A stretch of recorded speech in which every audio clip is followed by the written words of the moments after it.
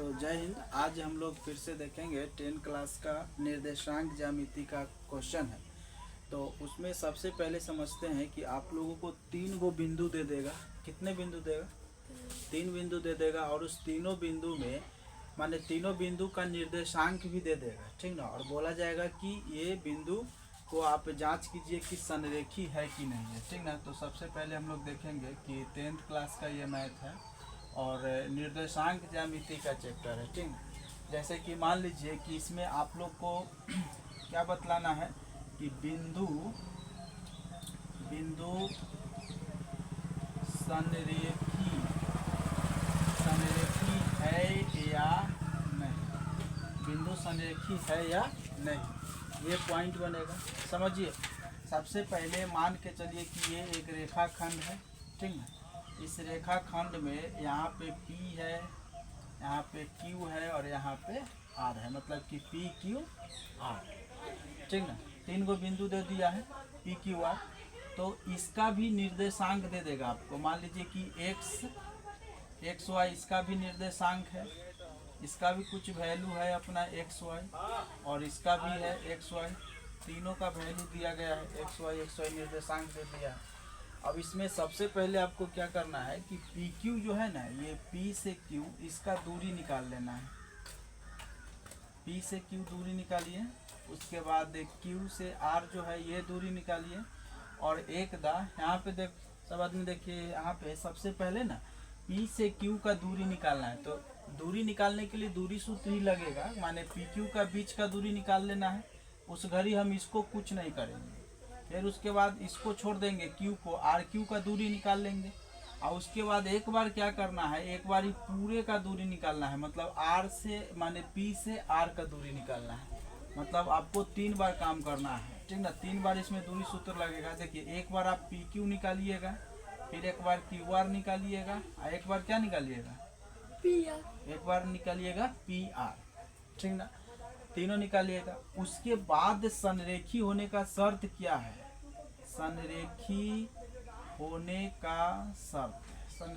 का अगर शर्त देखेंगे तो आपको जो PQ जो निकल के आएगा, PQ कुछ ना कुछ निकलवे ना किया होगा, तो PQ को जब जोड़िएगा QR में, माने PQ प्लस QR, तो ये हो जाएगा एक के तक, माने होना चाहिए कौन चीज, PR होना चाहिए। अगर ये आपको अगर दिखाई देगा तो संरेखी होगा, अन्यथा संरेखी नहीं होगा, ठीक ना। इतना उतारिए सब आदमी पहले।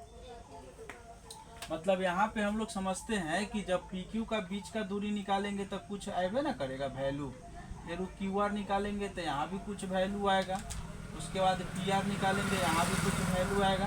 तो दोनों के जोड़ने पर ये हो जाना चाहिए।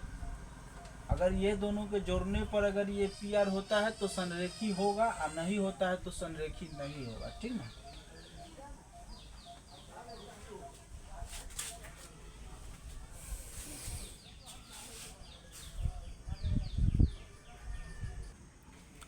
तो देखिए, सबसे पहले हम लोग पहला प्रश्न इस पे देखेंगे कि क्या होगा।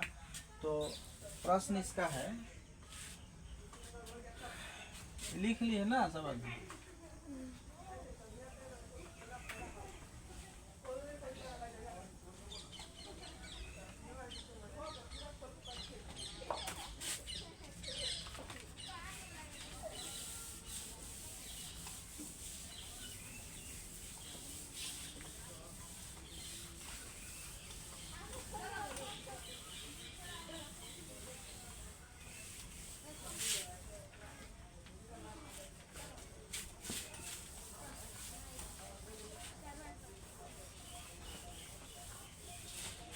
देखिए, सबसे पहला प्रश्न है इसमें कि क्वेश्चन है कि बताएं कि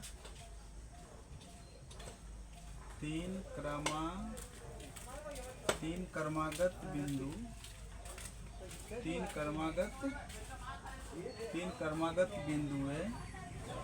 1,5, 2,4 और 3,3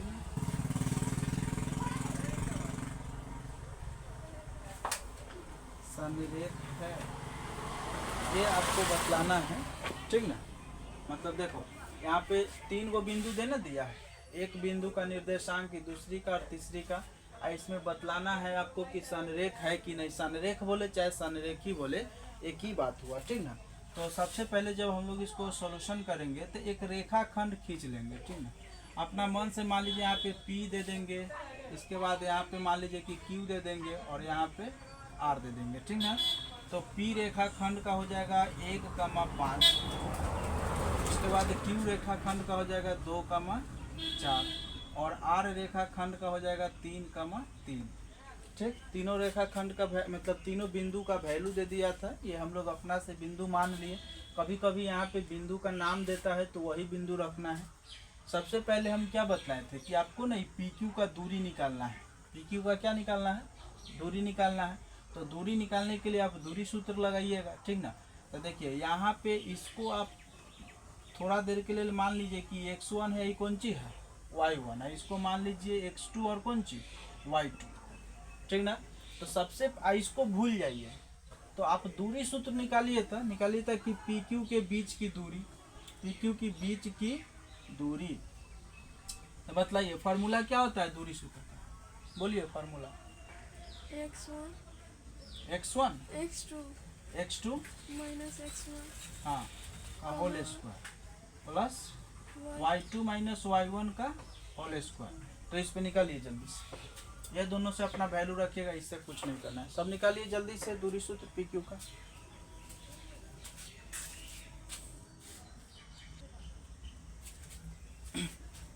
तो बतलाइए कितना आया दोनों का बीच का दूरी? देखिए सबसे पहले x2, तो x2 का वैल्यू कितना है? 2 है और x1 का वैल्यू कितना है? 1 है। तो 2 माइनस 1 का स्क्वायर और y2 जो है y2 आपका 4 हो जाएगा। तो 4 माइनस में y1 का वैल्यू कितना है? y1 का 5 हो जाएगा, तो इसका स्क्वायर, ठीक ना। अब यहाँ पे हो जाएगा 2 में से 1 घट रहा है तो फिर 1 का स्क्वायर हो जाएगा और यहाँ पे माइनस 1 का स्क्वायर, ठीक। 1 का स्क्वायर तो 1 होगा और माइनस 1 का भी स्क्वायर 1 होगा। तो बतलाइए 1 प्लस 1 तो 2 हो जाएगा, यानी √2। बतलाइए PQ का बीच का दूरी कितना आया? √2 आया। अब बतलाइए अब इसके बाद क्या करें? अब QR का यहाँ पे निकालेंगे, QR।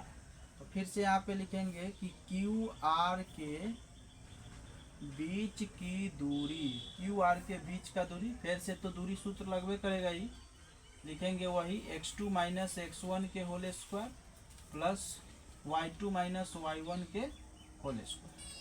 अब समझिए, अब इसको x1 x2 नहीं मानना है, y1 y2 इसको अब नहीं मानना है। इसको अब मानिए x1 और इसको y1 और फिर इसको मानिए x2 और y2, चेंज हो गया, समझिए। अब हम लोग निकाल रहे हैं QR से, देखो QR निकाल रहे हैं ना, तो Q हो जाएगा x1 y1, ये हो जाएगा x2 y2, इसको भूल जाओ, ठीक ना। अब जैसे इसको निकालिए, फार्मूला लिखा हुआ है, निकालिए सब लोग। तो इस तरह हम लोग QR का देखेंगे। तो बतलाइए QR में जो x2 जो है, x2 के मान तो 3 हो जाएगा, ठीक ना। तो इसका हो जाएगा 3 माइनस x1 के मान हो जाएगा 2, तो 3 माइनस 2 का स्क्वायर प्लस में y2 हो जाएगा 3 और y1 हो जाएगा 4, तो इसका स्क्वायर। तो बतलाइए 3 में से 2 घटेगा तो 1 का स्क्वायर और यहाँ हो जाएगा माइनस 1 का स्क्वायर, ठीक ना। तो यहाँ पे हम लोग देखेंगे तो 1 का स्क्वायर तो 1 ही होगा, तो 1 प्लस 1 हो जाएगा और 1 1 कितना हो जाएगा? 2, तो यानी √2। अब लास्ट में हम लोग को PR की दूरी निकालना है, लिखेंगे PR के बीच की दूरी। तो PR का बीच का दूरी लिखेंगे। तो अब यहाँ पे फिर से ये x1 x2 नहीं रहेगा, x1 x2 अब ये बन जाएगा फिर से, ठीक ना। x1 x2 अब वही फार्मूला लगेगा, फिर से यहाँ पे हो जाएगा x2, तो x2 होगा 3 माइनस 1 हो जाएगा, तो 3 माइनस 1 का स्क्वायर और यहाँ पे हो जाएगा 3, तो 3 माइनस ये क्या है 5, तो इसका स्क्वायर। तो अब यहाँ पे हो जाएगा 2 का स्क्वायर और प्लस में माइनस 2 का स्क्वायर। तो बताइए कितना हो जाएगा? 2 और 2 4 और प्लस में ये 4, तो 4 4 कितना हो जाएगा? √8 लिखिए। तीनों का वैल्यू आ गया है 2 2, यहाँ √4 आया हुआ है। अब हम लोग देखेंगे कि दोनों के जोड़ने पर ये वैल्यू पूरता है कि नहीं, मतलब होता है कि नहीं होता है।